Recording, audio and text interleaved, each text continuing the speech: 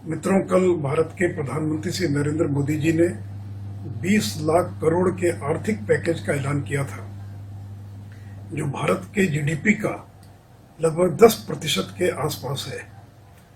और आज निर्मला सीतारमण जी ने एमएसएमई सेक्टर के लिए अनेक घोषणाएं की हैं।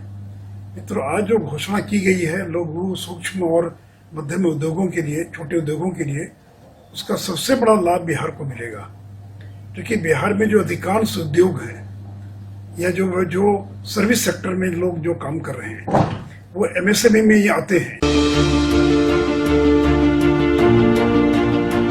और आज उसकी परिभाषा को बदलकर 1 करोड़ से 20 करोड़ तक जो इन्वेस्ट करेगा और जो टर्नओवर 5 करोड़ से लेकर 100 करोड़ तक का जो टर्नओवर होगा, वो सारे के सारे उद्योग या सर्विस सेक्टर वो एमएसएमई की परिभाषा में आएगा।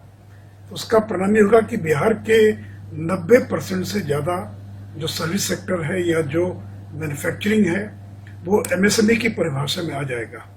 और अब 3 लाख करोड़ तक का ऋण बैंकों के द्वारा बिना किसी कोलैटरल के, क्योंकि बैंक हमेशा लोन देने में और कोलैटरल की मांग करता था, तो इसलिए अब 3 लाख करोड़ तक का ऋण एमएसएमई को इस पैकेज के द्वारा और मिल पाएगा। और 12 महीने का मॉरिटोरियम है।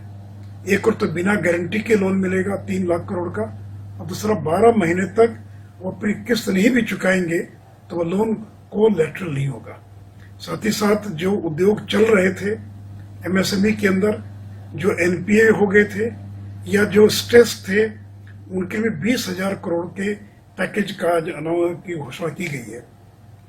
एक और बड़ी राहत दी गई है कि 200 करोड़ तक का जो भी टेंडर होगा उसमें कोई ग्लोबल लोग भाग नहीं ले पाएंगे। यानी आज जहां 200 करोड़ तक के टेंडर में और अंतर्राष्ट्रीय संस्थाएं भी भाग लेती थी, अब इसको पूरी तरह से स्थानीय यानी लोकल लोगों के लिए और उसको सुरक्षित कर दिया गया है। उसी प्रकार मित्रों, जो हमारी बिजली की वितरण कंपनियां हैं, इस कोरोना संक्रमण के दौरान बिजली कंपनियों की हालत खराब थी, क्योंकि उपभोक्ता बिजली के बिल का भुगतान नहीं कर पा रहे हैं और डिस्कॉम्स जो हैं वो उत्पादक कंपनियों का भुगतान नहीं कर पा रहे हैं। तो उनके लिए भी 90,000 करोड़ रुपए के पैकेज की घोषणा की गई है। साथ ही साथ 15,000 रुपया से कम जो लोग पैसा कमाते थे, जो वेतन जिनको मिलता था, और उसके लिए भारत सरकार ने ऐलान किया था कि उनका जो प्रोविडेंट फंड का 12% है और जो एम्प्लॉयर का 12% है वो भारत सरकार वहन करेगी।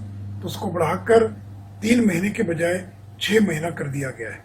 और साथ ही साथ 15,000 से ज़्यादा वेतन पाने वाले जो प्राइवेट सेक्टर में जो कर्मचारी हैं, उनको भी अब 12% के बजाय केवल 10% ईपीएफ का कंट्रीब्यूशन करना पड़ेगा। तो इन दोनों घोषणाओं का भी काफ़ी बड़ा लाभ और बिहार जैसे गरीब और पिछड़े राज्य को मिलेगा। कॉन्ट्रैक्टर्स के लिए भी जो घोषणा की गई है और कि उनके जो भी उनका कॉन्ट्रैक्ट पीरियड था, या चाहे वो भवन निर्माण का हो या बाकी का हो, उसको भी 6 महीने के लिए विस्तारित किया गया है। और टीडीएस और टीसीएस जो कटौती होती थी टीडीएस की, उसको भी, और उसमें भी 25% की कटौती की गई है। तो मैं आदरणीय प्रधानमंत्री जी को धन्यवाद देना चाहूँगा कि उन्होंने कल जो 20 लाख करोड़ के पैकेज का ऐलान किया था, मुझे पूरा भरोसा था कि इसका सबसे ज़्यादा लाभ बिहार जैसे गरीब और पिछड़े राज्य को मिलेगा, क्योंकि यहाँ पर अधिकांश इंडस्ट्रीज जो हैं वो एमएसएमई की परिभाषा में आएंगी। और हम कल का इंतजार कर रहे हैं कि कल और घोषणाएं होंगी, लेकिन आज जो घोषणाएं हुई हैं उसका बहुत बड़ा लाभ बिहार को मिलेगा। इसके पहले भी 1,70,000 करोड़ का जो गरीब कल्याण पैकेज की घोषणा की गई थी, उसका भी लाभ, सर्वाधिक लाभ बिहार को मिला था। तो इसलिए आज के इस घोषणा का बिहार के एमएसएमई क्षेत्र को बहुत बड़ा लाभ मिलने जा रहा है।